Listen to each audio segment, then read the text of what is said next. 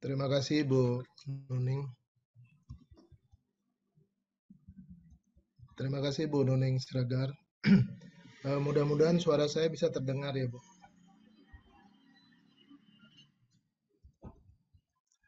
Bapak Ibu sekalian, Assalamualaikum warahmatullahi wabarakatuh.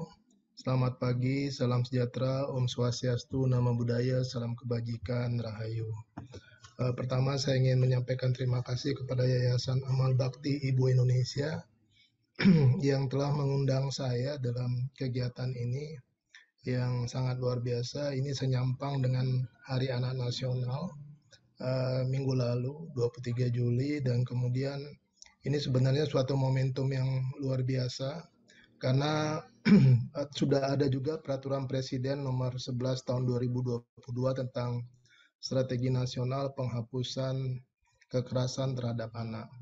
Jadi kami menyambut gembira dengan adanya webinar ini dan mungkin ini tahun kedua juga Bu Nuning. Tahun lalu kalau tidak salah saya juga hadir, waktu itu ada guru saya, orang tua saya, ayah saya, Pak Fasli Jalal ya. Ini juga beliau minta saya untuk bergabung di sini. Karena kalau sudah Pak Fasli mengatakan itu sebagai sabta apa baginda gitu. Jadi saya harus mengikuti gitu. Nah, saya ingin menyapa juga Pak tadi Insinyur Ibnu Pratomo. Selamat pagi Pak, salam kenal. Lalu tentu saja Bu Nuning Siregar yang tadi sudah mengenalkan saya dan di sini juga nanti ada 3 pembicara yang luar biasa ya, yaitu Mas Zubedi Koteng, kemudian Mbak Gita Bahagiastri dan Mbak Kurniawati. Saya panggilnya Mbak, Mbak sama Mas saja ya, karena umur saya jauh lebih tua lah. Itu fakta. Nggak apa-apa. Usia hanya a matter of number ya. Itu yang saya tahu. Age is a matter of number. Bapak Ibu sekalian, tentu saja kalau kita bicara soal anak, ya, ini banyak data juga yang sudah kita ketahui. Dan karena saya diminta, ini judulnya saya sesuaikan dengan permintaan dari panitia ya. Dan mudah-mudahan Bapak Ibu yang mengikuti acara ini dapat mengetahui. Yang pertama saya ingin mengatakan bahwa nanti akan saya paparkan ada hal-hal yang terkait kekerasan terhadap anak. Yang kalau kami di kementerian itu oleh Mas Menteri disampaikan diberikan label itu sebagai 3 dosa besar pendidikan. Ya, dan ini hal yang sudah sangat harus segera diatasi bagi kita semua ya. Dan kalau ini dibiarkan berlarut-larut, itu sebagaimana dikatakan Mas Menteri, kita tidak akan mendapatkan suatu proses pembelajaran yang aman, nyaman, dan menyenangkan. Dan ini merupakan prasyarat Ibu Bapak, kalau kita ingin meningkatkan mutu pendidikan kita. Jadi saya juga melihat ada suatu asumsi ya, kenapa pendidikan kita selama ini tidak bisa berjalan dengan baik dan meningkat mutunya, itu secara sederhana karena di dalam ruang sekolah itu, di mana tempat belajar, dan mungkin di luar sekolah, itu masih ada eh, kunci-kunci atau tempat-tempat yang tidak aman. Bagaimana mungkin kalau kita merasakan kekhawatiran, ketakutan, kemudian kita semua akan menjadi nyaman untuk belajar seperti itu. Dan kemudian kekhawatiran itu bisa saja kita ketika melihat ke kanan atau ke kiri atau ke depan ke belakang, jangan-jangan itu adalah orang-orang yang pelaku kekerasan. Dan pelaku kekerasan itu tentu saja tidak hanya uh, uh, orang tua, guru, tapi ternyata dari berbagai data mungkin nanti disampaikan oleh narasumber yang lain, itu juga berasal dari orang tua itu sendiri. Jadi di dalam rumah itu juga menjadi pemantik sebenarnya Ibu Bapak. Ini sebenarnya tantangan yang sangat berat ke depan bagi kita. Tapi saya yakin dengan keinginan kita dan niat baik kita dan juga peran serta bersama, yang penting itu selalu dikatakan oleh Mas Menteri, kita harus menjadikan ini sebagai sebuah gerakan Ibu Bapak. Dan dalam konsep Merdeka Belajar itu jelas sekali ada prinsipnya, kita perlu bersinergi. Tadi disampaikan oleh Pak Ibnu juga ya, Pak Ibnu Pratomo, bahwa kita harus bersama-sama. Tidak akan mungkin pemerintah sendiri bisa, pemerintah daerah bisa, sekolah bisa, orang tua nggak bisa, bisa. Lalu kemudian komunitas itu merasa bisa semua. Tidak bisa. Ini semua harus bersama-sama dengan memberikan perannya masing-masing. Nah, ini judulnya yang diminta, Bapak Ibu. Maaf, ini ada foto saya supaya agak eksis sedikit ya. Supaya kelihatan ini foto saya. Sebenarnya ini fotonya diambil juga baru-baru. Saya juga bukan orang yang suka diambil fotonya, Bu Nuneng ya. Ini kemarin ada keperluan kami mengikuti lomba di UNESCO Paris. Itu terkait dengan kekerasan anti-violence ya.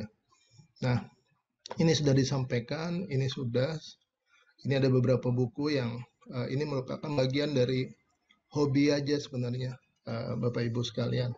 Hobi saya menulis ya, dan yang penting kan kalau menulis itu berani malu, itu aja. Berani malu dikritik ya. Orang lebih mudah mengkritik ketimbang dia sendiri melakukannya gitu, menulis. Biarkan kalau orang mengkritik, dan ini bagi saya ini ekspresi, dan saya ingin menyampaikan bahwa buku-buku ini sebenarnya ingin menjembatani antara kebijakan dan bagaimana penerapannya. Jadi ada contoh-contoh sebenarnya. Buku saya memang lebih banyak pada contoh-contoh ketimbang hanya teoritis. Nah, kenapa kita harus melindungi hak anak? Kenapa, Bapak Ibu? Ya, karena ini yang terjadi. Ini yang terjadi di lingkungan kita, Bapak Ibu. Dan ini sangat-sangat besar sekali angkanya. Dan eh, itu dari tahun ke tahun ternyata walaupun sudah ada peraturan, masih tinggi, Ibu Bapak. Ini ada perundungan, kekerasan seksual, dan intoleransi. Dan ketiga, isu ini yang terkait dengan termasuk anak-anak kita, itu harus dihapuskan. Ya, karena ini juga untuk menjaga hak warga negara termasuk anak atas pendidikan atau pekerjaan. Jadi ketiga hal ini luar biasa sekali Bapak Ibu. Mungkin kita tidak tahu ya. Jangan-jangan anak kita itu sendiri dia menjadi korban. Jangan-jangan dia menjadi korban tapi dia tidak melaporkan. Bahkan dia tidak berani menyampaikan kepada orang tuanya, ayah bundanya. Ini banyak sekali kasusnya Bapak Ibu. Saya nggak usah jauh-jauh. Saya nggak usah mendengar. Kan biasanya orang lebih sering menggunakan mendengar dari mendengar ini menurut ini. Kalau saya nggak, ini datang dari pengalaman anak saya sendiri, Ibu Bapak. Ya, anak saya yang sulung. Dulu saya nggak tahu, sama istri saya melihat, oh, anak ini diam gitu. Padahal di sebelumnya dia begitu ceria. Ternyata, ya ini tidak mudah juga, Ibu Bapak. Bagaimana kita sebagai orang tua ya, mampu mendekatkan diri kita. Ini saya ambil istilah dari Mas Menteri, koneksi batin. Nah, koneksi batin ini yang terkadang Bapak Ibu, maaf, sebagai orang tua kita tuh terlalu merasa bagaimana ya. Ini saya makanya sering mengatakan di berbagai kesempatan bahwa kita itu sebenarnya harus mensyukuri dengan adanya pandemi. Termasuk saya, karena saya juga jadi alumni COVID. Ini baru selesai masa isoman saya. Jadi menurut saya ada hal yang bisa kita harus syukuri, nikmati. Itu adalah dari pencipta ya. Dan saya baru tahu dengan cara kami berdua, terutama saya ya, akhirnya dia menceritakan, Bapak, anak kami yang paling tua. Baru setelah itu saya sebagai orang tua juga salah sebenarnya pada waktu itu memberikan solusi. Yang saya katakan, jangan takut, lawan. Dan dia lawan, Ibu Bapak. Tapi akhirnya, ya itu tadi, dia terkadang dia juga menjadi pelaku gitu.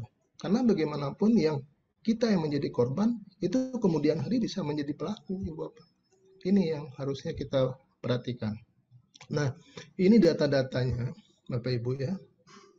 Saya nggak usah terlalu cerita banyak tentang ini ya, tapi ini menarik dari studi PISA ya, pelajar berusia 15 tahun itu 41% Ibu Bapak di Indonesia nih pernah mengalami perundungan setidaknya beberapa kali dalam 1 bulan. Ibu Bapak bayangkan, beberapa kali dalam 1 bulan. Ya, apakah sejauh sampai mana sih anak kita itu kuat? Dan apakah kita kemudian di sekolah ini belum tentu tahu Ibu Bapak. Belum tentu mereka tahu. Emang guru-gurunya juga mau memperhatikan itu. Nah ini yang mari kita bersama-sama dengan orang tua. Ya, orang tua juga harus lebih, menurut saya dia harus lebih sensitif Bapak Ibu ya. lebih banyak mendekatkan